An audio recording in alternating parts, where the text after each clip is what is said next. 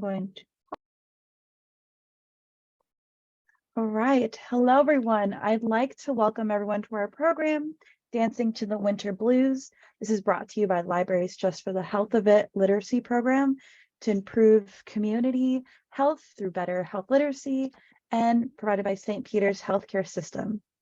I am very honored to have tonight's presenter, Dr. Lorraine Gordon.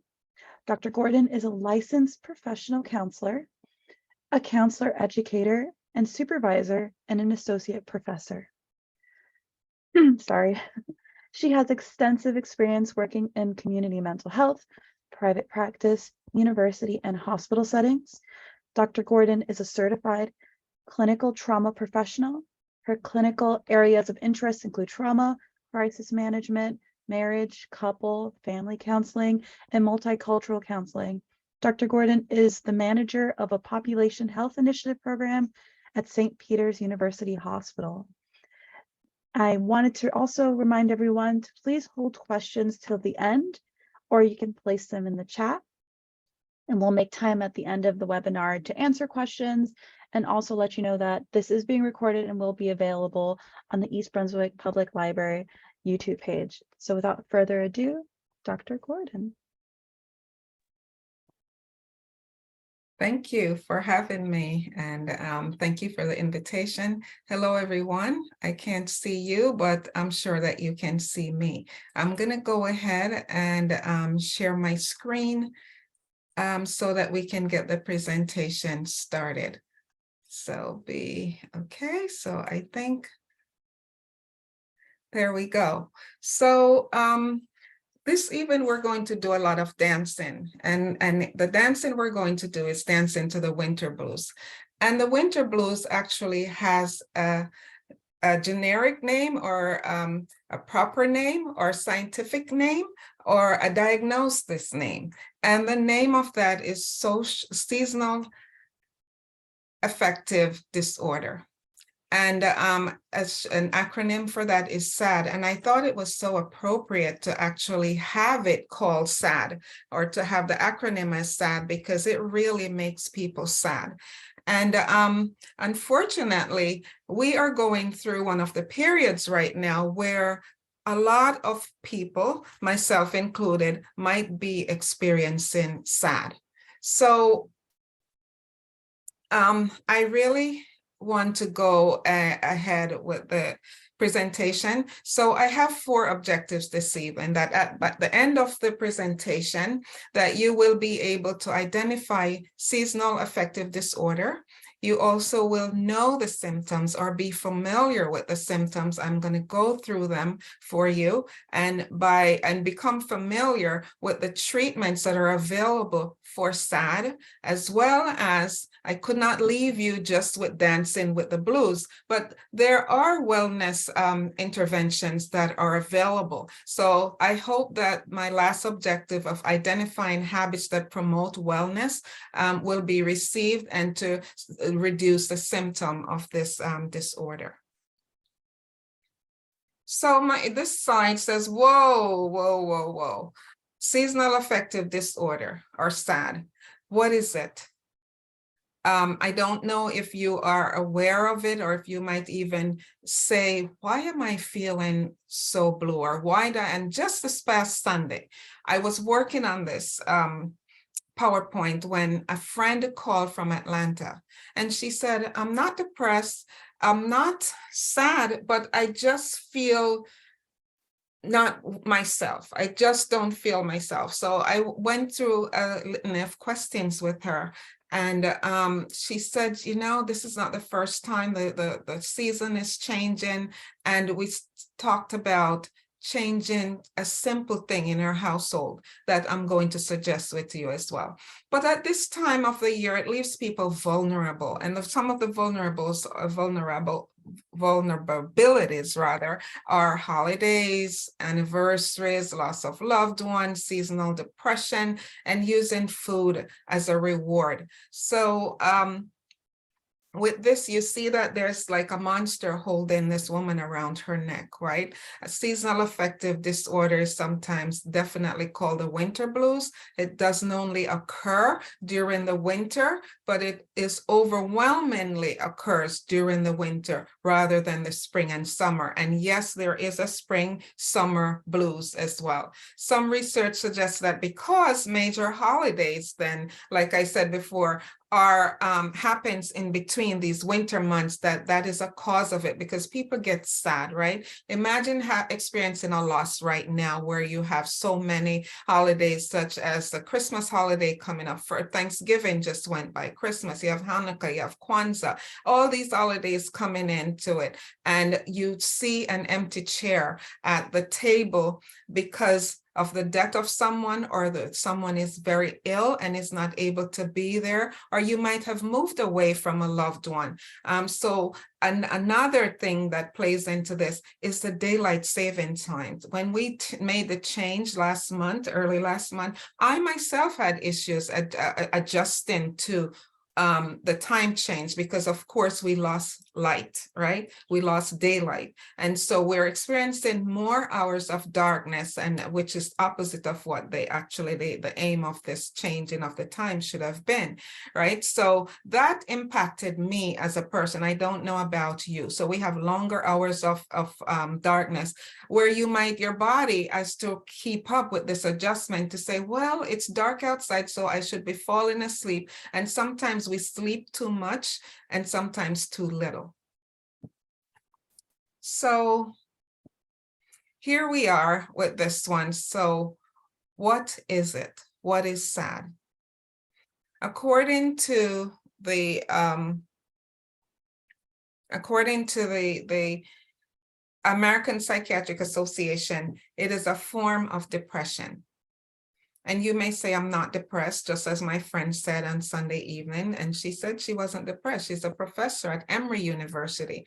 But there are issues going on in her life. And some people think that when you're depressed, it means that you have to be on the sofa somewhere and you can't get up, or you don't open the blinds. But this is a type of depression. It is not necessarily depression, but a type of depression known as seasonal depression, so to speak. But again, the being diagnosed for this disorder actually is not just because, well, the season change and I get it every year. You need to be diagnosed by a professional.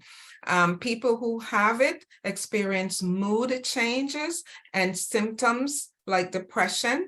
It begins and ends around the same time each year. So you don't just get it one time.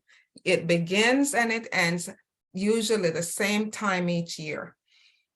There are two classifications of it, of SAD. There's a fall and winter, and there's a spring and summer classification of it. So SAD then is there, let me go ahead. Okay, so it is caused by three outstanding sources, right?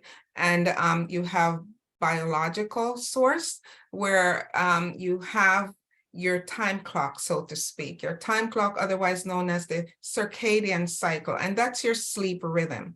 If remember, I said that you were losing darkness, right? So losing light, and we are experiencing more darkness. So because of that, our body has to adjust to that. So that is called the circadian rhythm. And the reduced level of sunlight in the fall and winter may cause winter onset of SAD, right? We know that the decrease in sunlight then may disrupt your body's internal clock and lead to feelings of depression. Like, can you imagine living in Alaska where it's dark so many days out of the year? And we see that Alaska has a high rate of depression.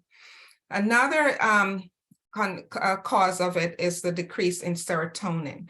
Serotonin is a chemical in the brain, and it's a neurotransmitter that affects our mood. So if we have low serotonin levels, of course, we're going to have mood changes where our mood is going to, and it's not like we're happy all the time. It's going to be a mood where we're down all the time, where it may cause winter onset. We also because of the reduce in sunlight and the decrease in serotonin, it disrupts our body's internal clock. Again, you see the circadian cycle again is in here, and the serotonin levels to decline in our mood. And the third area is the seasonal change can disrupt the body's level of melatonin. And you've seen that if you've gone to Walmart, you've seen they have it in the aisle, big bottles of melatonin. And the first time actually when I went to school and I read about melatonin, I did not know of its impact, but it helps. That means that if you are not able to sleep well, you will see your doctor prescribe melatonin. Now it's over the counter. You don't need a prescription for it, but you need melatonin to help with your patterns of sleep. If you're not sleeping well, you might have a problem. Another area with this is a decrease in vitamin D. It's important that we know that vitamin D levels are, and yes, we are buying it over the counter. You can't get it from the sun, especially living in the north most of the times. So I want you then to compare the cause. Okay, we talked about the cause, and to compare you against others, right? What causes it so you are susceptible to it? So if you notice that I have you and others on the slide, and the comparison is if you're a female, that's me, right? If you're and lives in the north, that's me. Right? Could be you also if you're a female and lives here in New Jersey. And according to the National Institute of Mental Health, if you also experience young adulthood, I'm not a young adult, so that excludes me, but sometimes it runs in families. What does that mean? It means that if a family member had it, you will, and I can testify about this with my friend, and I'm going to share an example with that, with my friend who lives here in New Jersey, but she has SAD, and she not only has SAD, she had other complications with it as well. So let's compare the others. So you have a family history. People with SAD are more susceptible or likely to have blood relatives who also suffer from some form of this depression, okay? Having major depression or bipolar. And I have a friend who has bipolar. She's a professional, but she also has SAD, and both her girls, who are young adults now, also are diagnosed with it. Symptoms of depression in the seasonal, like I said before, and any of these conditions like bipolar or major depression will cause it even more, put you at risk even more. If you live far from the equator, meaning, again, we live far from the equator, it's in Africa. However, here we are in New Jersey, but can you imagine, should you move to one of the New England states or Canada or Alaska, that would even put you more at risk. And then there are the low levels of vitamin D when you're comparing yourself with others. What is your vitamin D level at? Next time you go to the doctor, you need to ask them if you had a blood work at all this year at all. Maybe tomorrow you call and said, you know, I just wanted to know, did you do a vitamin D level check on me? And if it's low, they'll tell you, go to Walmart or go wherever it is and get a bottle over the counter of vitamin D. Not just D, but D3 has triple the effect. So just to let you know. Then here are some signs and symptoms. What are they like? So remember I told you whoever is at risk for it, right? So let's talk about the signs and symptoms. So now we are aware then of the causes and the predisposition to SAD. Some of the symptoms, as you see at the top of the slide, that they are symptoms of depression.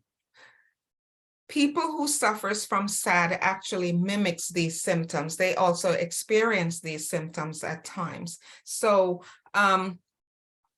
you might say, well, okay, I might feel this way this week, but next week I'm okay. But you need to look to see what is the frequency, so to speak. Some people may experience depressive episodes during the spring and the summer, as well as the fall and the winter months.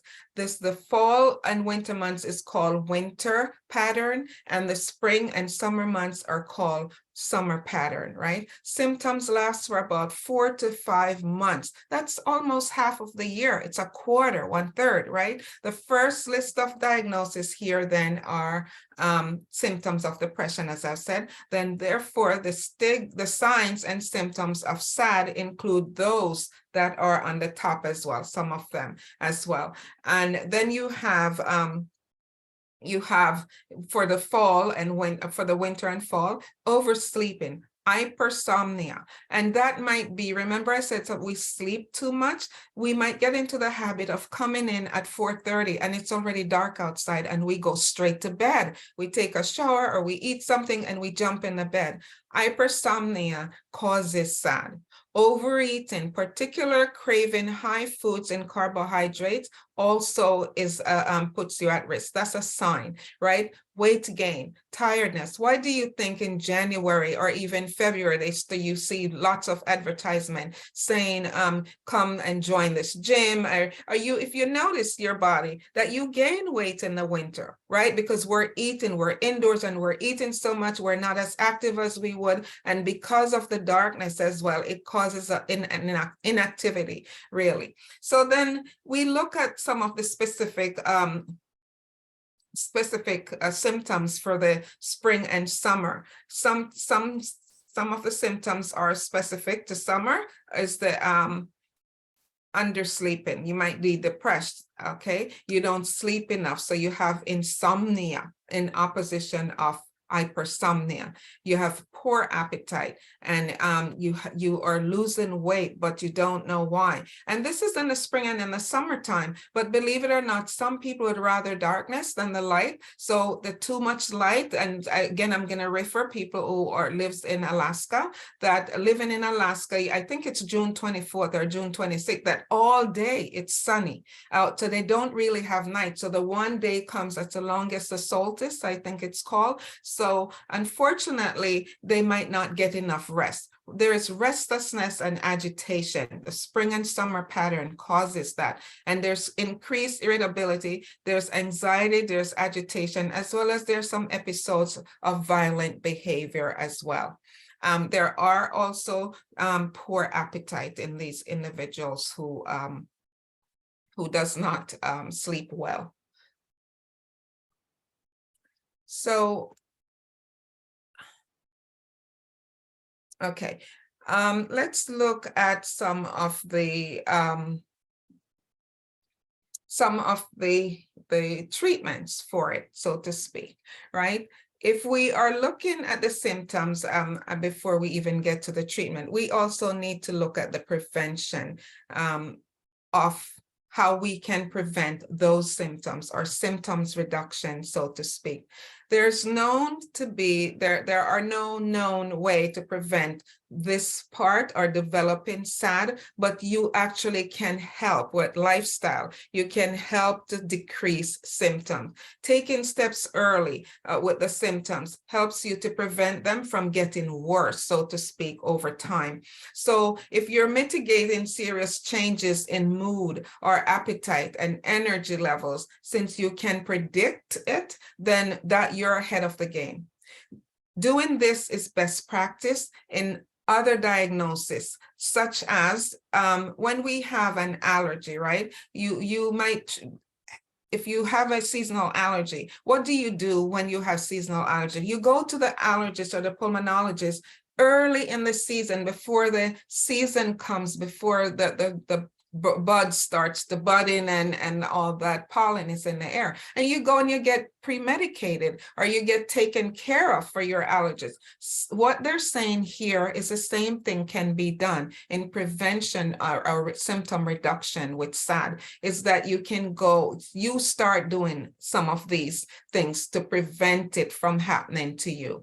So if we were to stop for a minute and you were to look within and said, how many of these symptoms that I just saw on the screen, how many of those have I experienced? Do I have it? I don't know.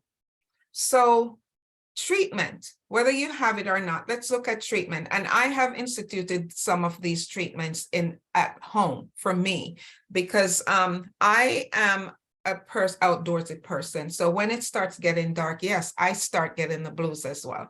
So the first thing that most doctors will tell you, and it is a diagnosis, as I've said, if you go to the doctor, they might prescribe you light therapy. So for me, what I did here is I changed all of the light bulbs in my home. I went to one of the, I'm not going to promote any of them, Lowe's or Home Depot, one over the other, but I went to one of them and I got eco-friendly bulbs that actually are, they have night and day, believe it or not, and it brightens. I'm not using it right now. I'm using the halo light because I'm on camera.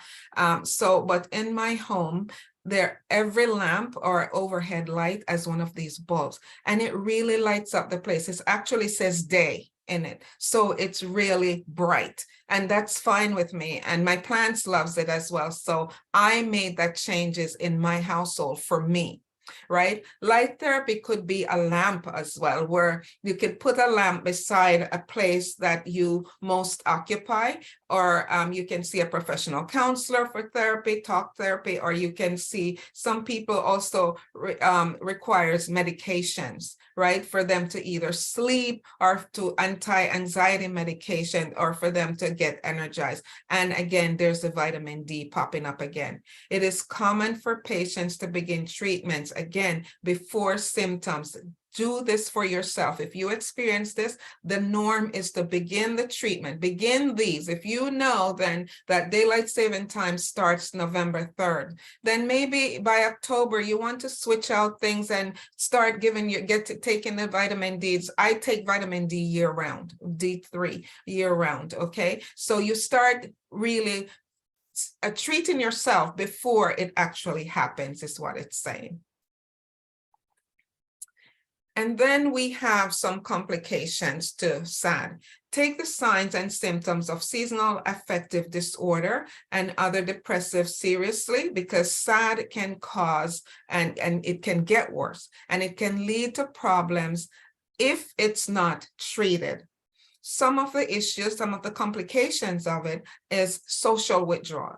Okay, as you can see this in the picture, this man is at a party with his hand in his pocket and the other hand is holding a glass, while other people around him is having fun, and he's there. Social withdrawal. So he's in a room with people, but he doesn't see them because of SAD. Okay, there can be school, or if you're going to school, or work problems, right? You're not functioning at work. You don't want to be around people, but you have to work, right? It could lead also to substance abuse, because you start to treat yourself, or to say, oh, something is wrong with me, but I don't know what it is. So it leads to substance abuse. There are other mental health disorders such as anxiety and eating disorders that it can. And unfortunately, it can lead to suicidal ideation and behavior as well. So you want to take care of that.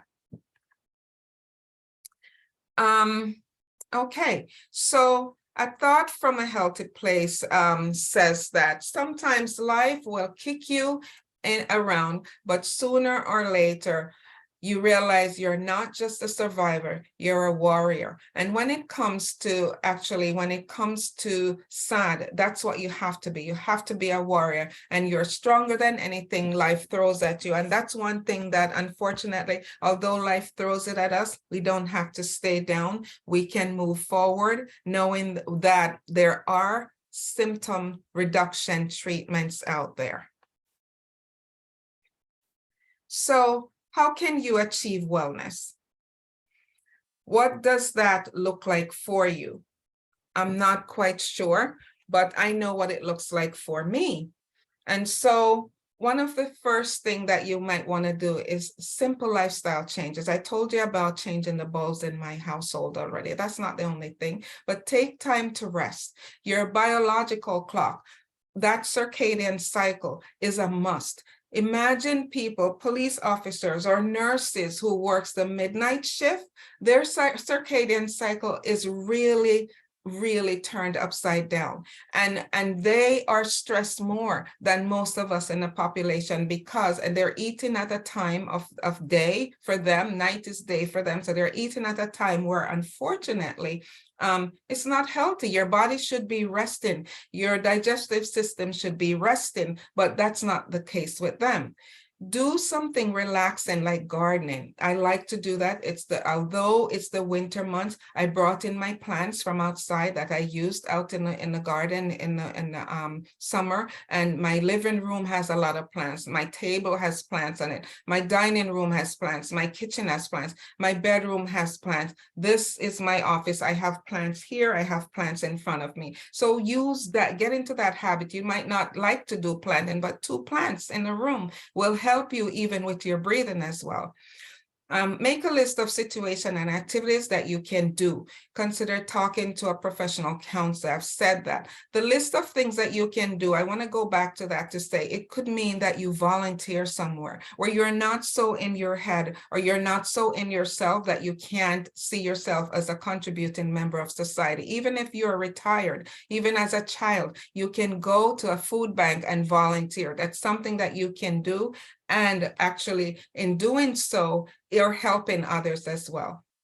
Relaxation techniques such as breathing exercise or mindfulness, where you ground yourself to where you are in the moment to say, I am here, I am in my living room, and it is okay that I'm not feeling okay. I'm going to own up to it that things are not, I'm not feeling quite like myself. However, not feeling quite like myself, I know that, so I'm going to do something about it. There's also progressive muscle relaxation programs such as yoga, and that's a mindfulness exercise as well, where you're stretching your body, but in stretching your body, you're also stressing your mind, stretching your mind.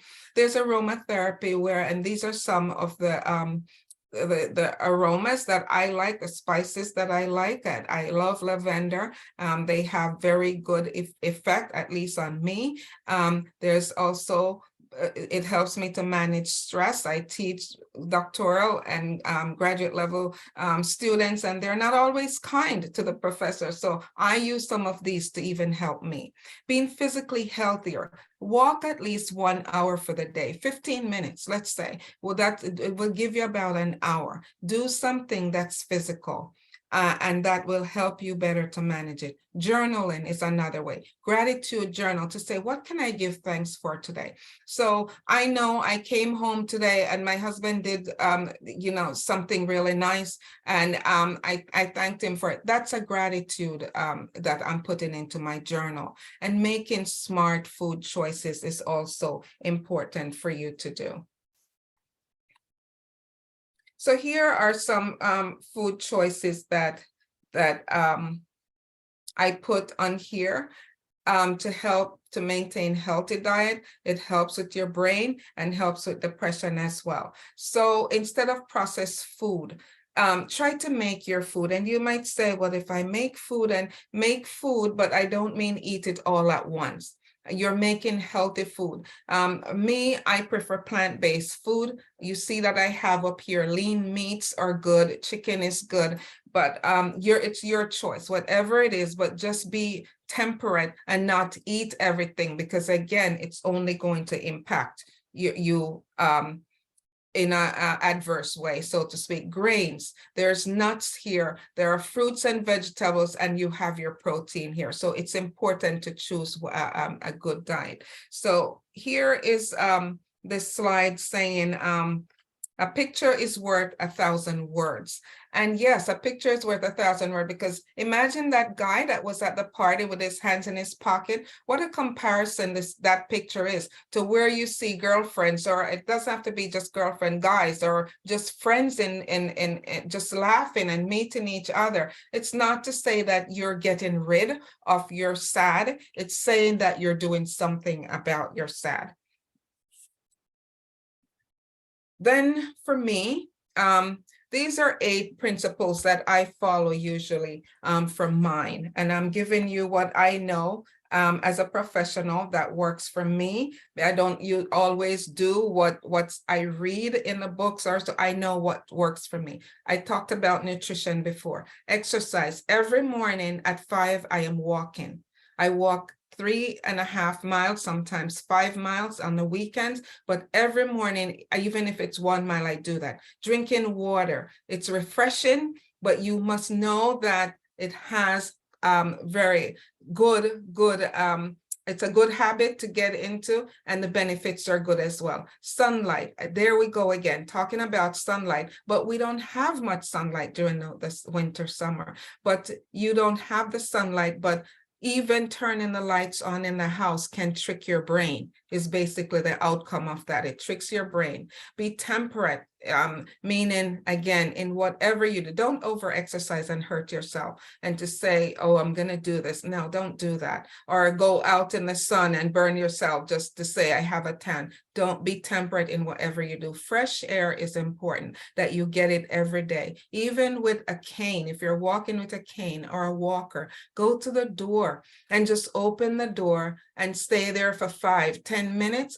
That's enough for you, but that makes a difference to your brain. And the rest that your body craves, we must give it rest. Your circadian cycle, when it really is confused, it's your body clock. So your entire body is off, is kilter. And if your physical body is off, obviously your emotional body, also your emotional stability, is going to be off as well. I love spirituality. And when I say spirituality, I believe in a God. I don't know what your belief is in, but whatever it is, then cling to that as well as a part of what helps you. So here's my last quote for the evening. I've always believed that, and I hope that as I say this to you this evening, that this is what I am doing in fulfilling Mr. Bugley's quote, that he says, I've always thought that people need to feel good about themselves, and my role this evening then is offering support to you to provide some light along the way of you becoming well and healthy. I would like to thank you for listening in to me. And now I am going to open up for you to ask questions. If you have any questions, I'll be happy to entertain them. Thank you for having me. Going to stop sharing. Thank you so much, Dr. Gordon. It seems right now we have, the only question we have so far is, what is the CDM's credential? Oh, okay. I am a certified divorce mediator. There we go. So when I went into counseling, I did a lot of family therapy, and saw that children are caught in between divorces, and people are so angry at each other that they don't consider the children or talk about the children. So I mediate on the children's behalf. All right, we have another question. How do you recommend using the aromatherapy oils like lavender? Thank you. So I use the oils, but I also have candles, right? Lavender oil, actually, they said if you just put a small amount, and I wish I had brought it out here, where I work with a psychologist who also loves plants, and she planted it, and she gave me sachets of lavender. So the dry sachets, it's hanging right on my side of the bed. My husband says, this is too girly for me, but he's a guy, he wouldn't get it, right? So the sachets, I put the oil on it, and while I lay there, and sometimes I even put it on my pillow, the oil on my pillow, and I have my candle going, and I don't fall asleep with a candle because that's dangerous. But as I'm getting relaxed, I definitely can get into my Zen, and I have music on, or, just be quiet in the room. That's fine with me. Even sometimes I'm watching television, I get that, because again, without the sunlight and the early evening, we tend to want to go into the bed. Even if we're not sleeping, as we eat, we go into the bed and stay there until we get up in the morning. So these are ways for me to help. myself mentally. I think I saw another question that flashed up. I don't know what it said. Yes, we have so many. I'm going to go ahead and read through them. How can I effectively communicate my SAD diagnosis to my employer? What accommodations can I ask for? I'm not sure if they will give you accommodations, but what you can do is speak to your superior. And I would bring a lamp, right? If you have a space that you're sharing by yourself, or even might irritate others, but if you, hopefully you have considered co-workers to say, you know what, this is helping me because it's tricking my brain that it's daytime, and you bring a small lamp with those bulbs. I think, you know, an understanding employer would say, okay.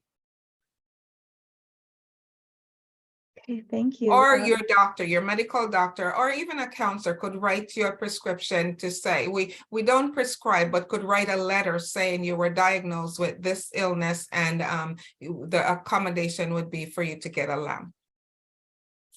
They said, thank you. I'll continue to use my lamp. Great. Mary asked, what doses of melatonin would you suggest? I don't want to, I'm not a medical doctor.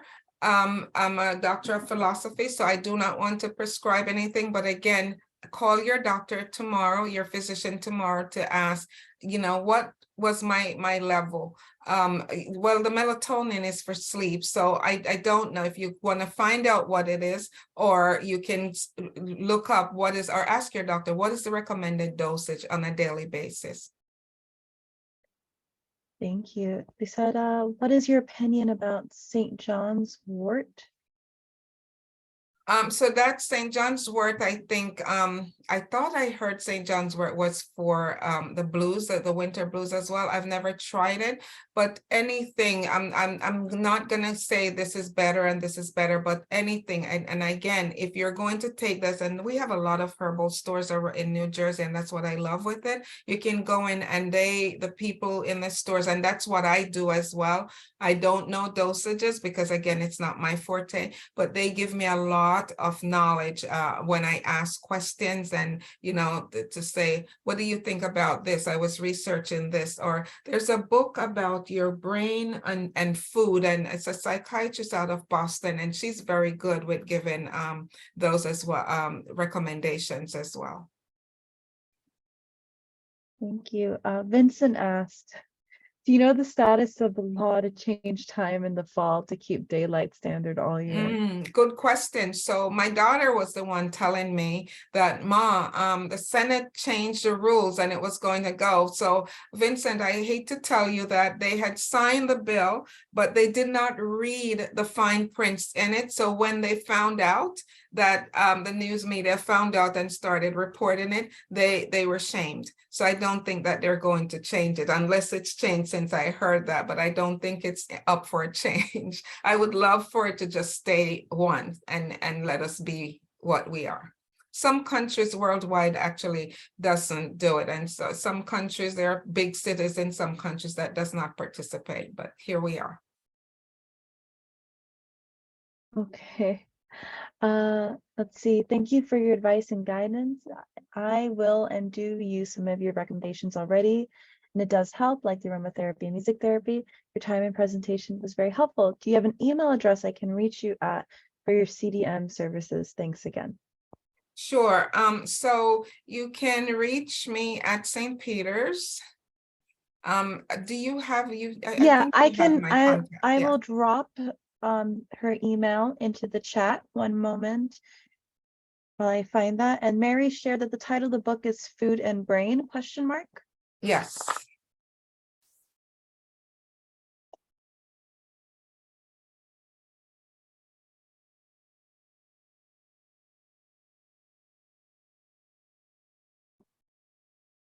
Sorry, I'm getting this email for everyone. Okay. All right. And just a reminder to everyone that this will be available on the East Brunswick Public Library YouTube shortly afterwards. I'm going to work on uploading it immediately. I know how important all this information is, and if you missed something and you want to watch it again, please feel free to check out our YouTube channel. And now you have our wonderful doctor's email address. And it's in the chat. And do we have any other questions before we close? I know that you have to get to teaching. See, thanks. You're Well, welcome. I see a lot of thank you. Thank you yeah. so much. Glad to be of help. All right. Thank you everyone for attending. Thank you for staying to the end in order to ask all of these wonderful questions. Everyone's questions were very relevant and very, very well thought out. I really appreciate St. Peter's healthcare system for providing us this time with you, Dr. Gordon. Thank Thank you. you so much. I know that my husband and I will continue to use our lamps. Glad to So, know that you're using it. I use it. I'm not ashamed to use it. And I hope people will realize that it's a diagnosis. It's just like any other, and you do what's best for you. And that's what I applaud you guys for even logging on this even to see how you can better do symptom reduction. thank you. Thank you. I want everyone to remember too that mental health is still health, and mental wealth is mental wealth is mental health wealth. Absolutely. All right, thank you so much. I am going to, oh, I see somebody raise their hand. Gloria raised her hand. I'm not sure. Gloria is just applauding us, thanking Gloria. Okay. All right, so I'm going to go ahead and end the session. I'm going to stop the recording